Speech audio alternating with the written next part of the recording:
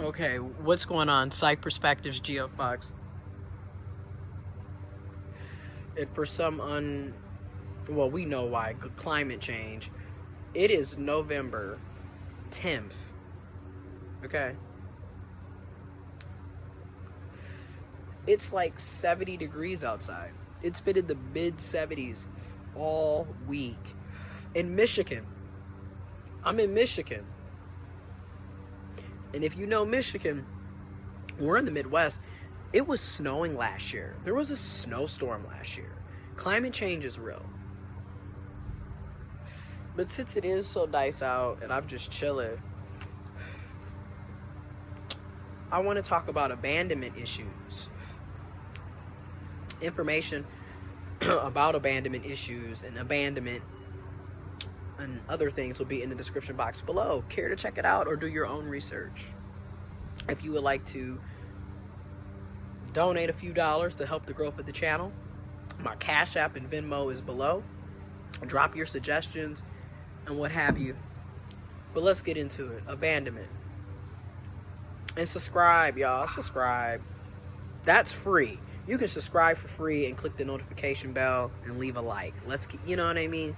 If you choose to. But let's get into it. Abandonment issues. Now, I'm very big on being transparent because I lived my life living a lie for so long because of homophobia and transphobia. And then also my family keeping information from me, you know, and I lived a lie, you know. So I make it my business now to be extremely authentic, extremely open book, you know, transparent. What you see is what you get with me. You know, I'm an intersex, trans, gay man, trans masculine gay man person. There you go. You know, I don't lie about that because it's like, I am what I am. I'm not what I'm not. So let's get into it. The abandonment issues that take place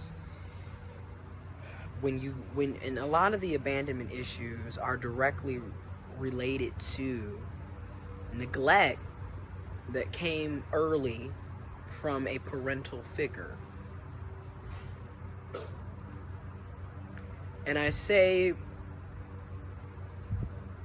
parental figure because this could be your mother, this could be your father, but typically it's a parental figure, and it could be both. So for me, I'm a child out of wedlock. And most of us are, unfortunate. Well, I'm not going to say unfortunately, but I'm going to say it. I feel like it's an unfortunate situation. Your child out of wedlock. And off rip, you're a bastard child. And my father didn't even take any responsibility, any claim of me. And the story behind my father and my mom is so cloudy, you know, because my mom, love her to death,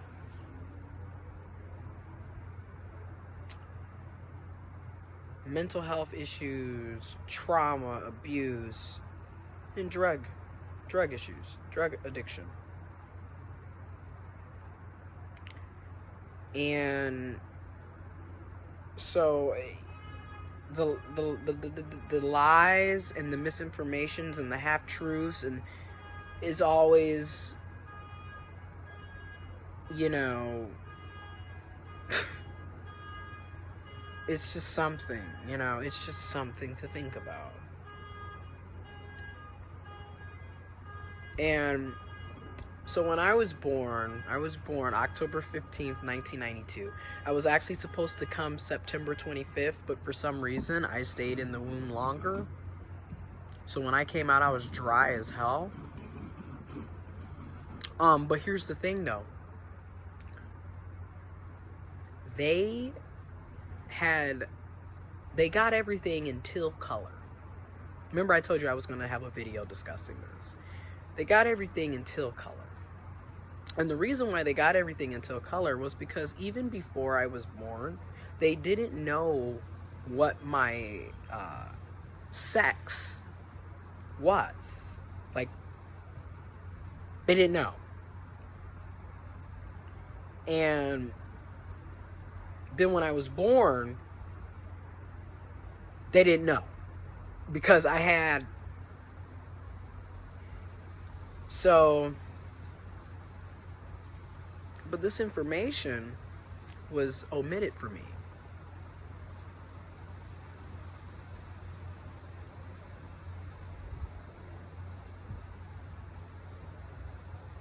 To last year. So, you know, this is why I have such a hard time trusting people. It's a lot of shit that I've been through I never talked about, and you know that this end of the world, it's 2020, it's like, why not keep it a buck? Why not keep it all the way funky Hassan Campbell style? Why not? You know, because it's funny, people always want to talk about what's done in the dark comes to light. Well, honey, it does, don't it? It does. So, again, I cannot believe that it's comfortable out here.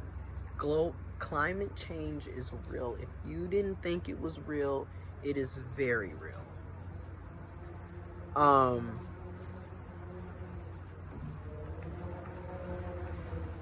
I went through... It was always weird growing up because I always knew that I was different. Like, inside, I knew, like, I don't like this. This is not how I feel. This is not how... And then I remember as a child, always having to go to doctors because I had all of these health issues. Had all these problems, and they always were taking me to get checked out, and you know, and then like it took me forever to get potty trained. And I remember like I was like 4 or 5 still wetting and having issues, and then going into elementary, and then finally, you know, with the doctors and everything got you know, again, as a child, I always knew, you know, shit doesn't make sense, and other kids don't have to go through all it. You know, I always knew, like, again, so when I see people want to talk about, you know, anyways, that'll be also another video. But to get back to the abandonment, my grandparents ultimately raised me. My mom basically lost and then just gave up custody to my grandparents because by the time I was, what, 3, my grandparents had me. Because my mom just, you know, she couldn't. And I don't blame her as much as I used to. I mean, I have held resentment, hate, anger, pain for both of my biological parents for a very long time. Because I just was like, what the fuck, man? But anyways, I realized as I get older and I'm healing and I'm going through therapy and counseling, you know, everything it would have seemed, you know, it's a lot to it. It's very complex. But anyways, my mom she was there when she could be there, but then she would disappear often. I mean, and she would be gone, like, months, years at a time, and you know, you would just be like, I remember being 4, my mom had gone on another one of her moments, and we ended up seeing her in a parking lot, and my grandmother knew off rip, like, oh Lord. But I didn't. Because I was 4. I was just a kid. I was so happy to see her. And even now, when, you know, I see my mom, there's still that moment that I had when I was 4. Because I'm so used to her not being around. Now, that's the abandonment, right? Like, we never had a mother-child, like, relationship. Like, there would be moments where we would try and you think things were going to be okay, but then, like, somewhere down the line, something always went wrong. And I would always end up back with my grandparents, you know, when she did try. And I only lived with my mom a total of 3 years. And I'm gonna be honest, that was 2001 to 2004, 4th, 5th, and 6th grade. And those were some very wild, crazy, sad, but fun times. And looking back, you know, my mom was 22 when she had me. And it's just like, I can't imagine being 22 having kids. I'm 28 and can't imagine having kids now. So I can't only imagine, like, at 22, like, really, you having me? And when I was out there with her, she was 31 through 34. And here I am, I'm 28, and I'm about to, you know, Lord willing, if I make it, gonna head into my 30s, and I'm still thinking, like, I don't want a kid now, and you already had a 9-year-old at 31. Like, ooh, y'all big time, y'all doing that. Like I said, give, ooh, Lord, if you got kids, I don't know how y'all do it. But, so she would disappear, she would be gone. And then, like, my dad was non-existent. Like, never saw the guy, never met the guy, you know. Just didn't know what he looks like, nothing. And it was just like, again, I knew things were weird because, like, again, kids know. You know when you go to school and the other kids are getting picked up by their moms and dads, and you're not. You know that. Your cousins get to go with their moms and dads, and you don't. You know it's strange. You know it's strange. And you know that Granny and Papa ain't your mom and dad. You know that. Now, I will say this. I feel like my grandparents, again, like I said in my other videos, financially we were always stable. So that was, again, their way of love would be like gifts, money. So, like, I would be putting all of these programs, summer schools and day camps, like, I had a computer, like, I got a computer as a 3rd grade gift from my Uncle Tom, my granny's best friend, one of her best friends.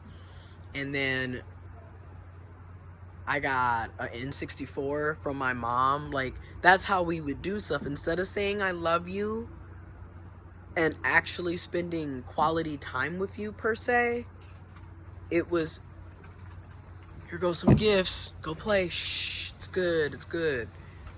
And, like, some of the best moments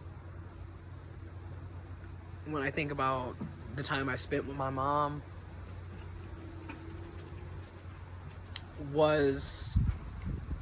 had nothing to do with gifts.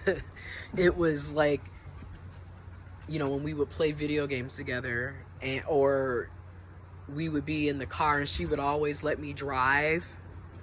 Same thing with my papa, he would always let me drive. Those are the things that I remember. You know, even some of the best moments with my grandmother, when we would, she'd be planting flowers and we would plant flowers and we were doing yard work. Those are the moments. See, and I realized for me, as I get older through therapy and dealing with abandonment issues and other things, quality time is, like, super important to me. Like, that is important to me. But then at the same time, I don't like getting close to people.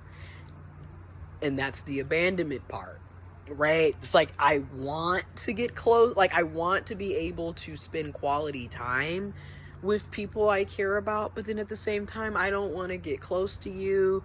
I don't want you being around me too long. I don't want to be around you. I still have to. So I'm learning through therapy. It's like I have this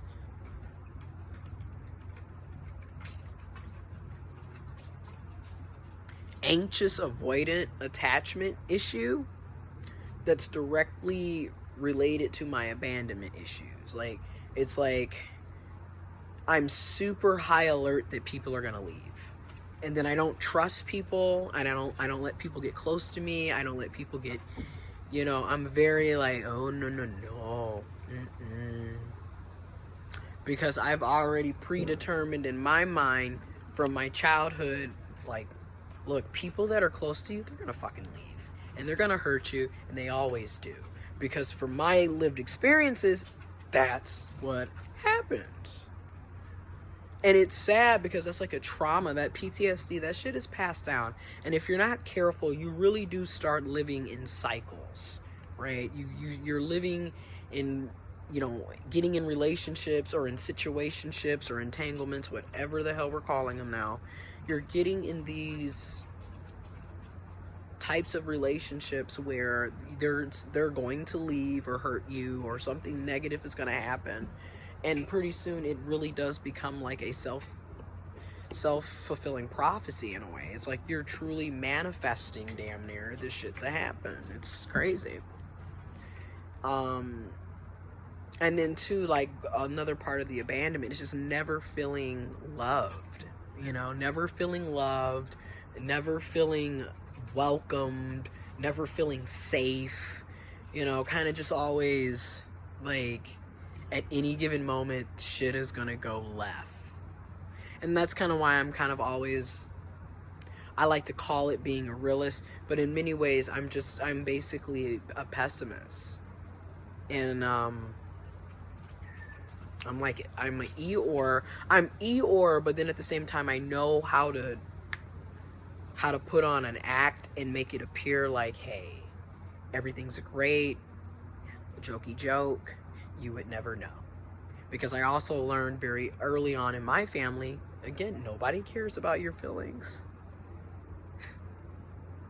We don't talk about that. What depression? You too young to beat it. A lot of us have heard this in the community.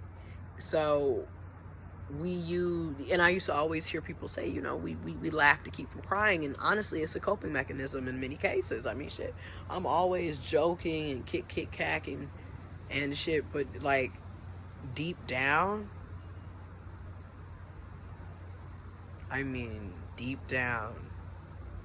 it's sad. It's sad. But I don't know. I just noticed once I started, living my truths and coming out and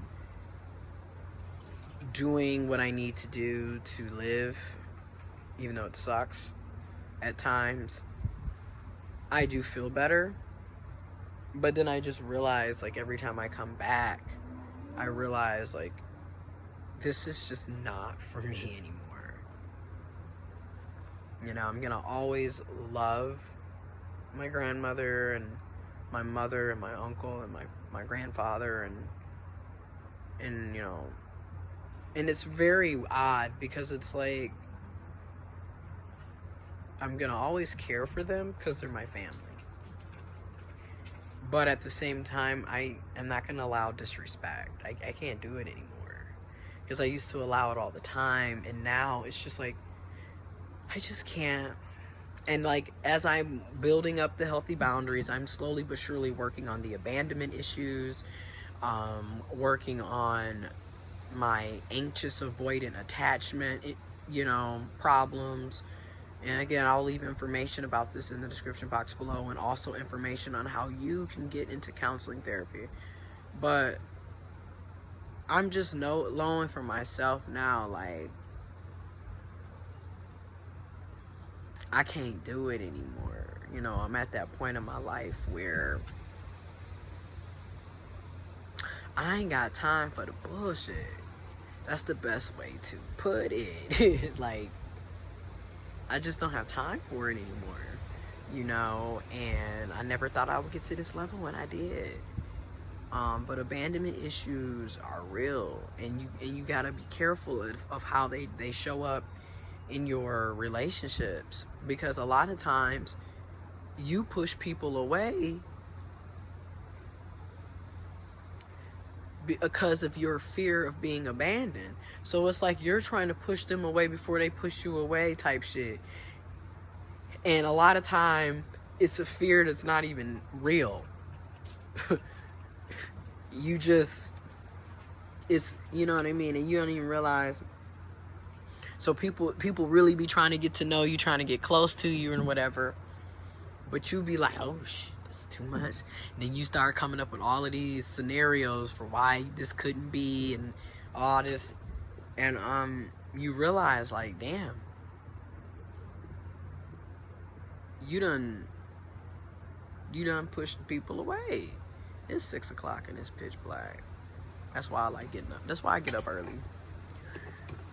Even on my leave, I'm like 7 o'clock. Hey, I'm up.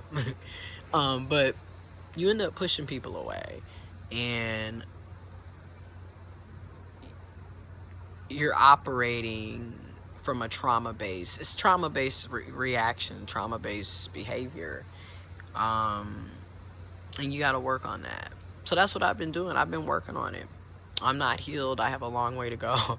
I don't really know if you ever truly get fully healed from stuff like this, because it's like, this is mental, this is psychological, like this is this is deeper than just a boo-boo on the scab, and I'm gonna also say this: when it comes to mental health, you can't just keep putting band-aids over shit. You got to get to the root. You got to get to the root. And it's sad that for a lot of us, this will never happen, or it takes us being adult. Now I'm almost 30, and I'm, finally getting the assistance that I need, when I could have benefited from this when I was 8, when the molestation happened, or if they would have just been honest and was up forth about me being intersex. It's just a lot of stuff that I think about. But it's kind of, and then I'm also like, at the same time, woulda, coulda, shoulda, because it's like, we can't go back to 1992. We can't go back to 1970. We can't go back to 1945. We can't go back to 1865. You know what I mean? We can't go back. But we can make right, and we can make amends. Because this shit is ridiculous. Like, you got to take accountability somewhere. So I know for me, I took accountability for me, because say if I do change my mind and end up getting in a relationship and meeting somebody that I really care about and wanting to have kids, me personally, I'm not birthing no kids, but I will definitely pay a surrogate, etc. But say if that even ever happens, say if that does happen, right? I want to be mentally stable, financially stable. I don't want to bring the problems that I had as a child to them. I don't want to bring those generational curses. I don't want to do that. I want to stop it now. And that's my whole point. When people talk about kids and everything, and this is why I talk about these issues, because I realize it, it's therapy for me. It helps me get better at conveying my emotions and feelings and thoughts instead of keeping everything in.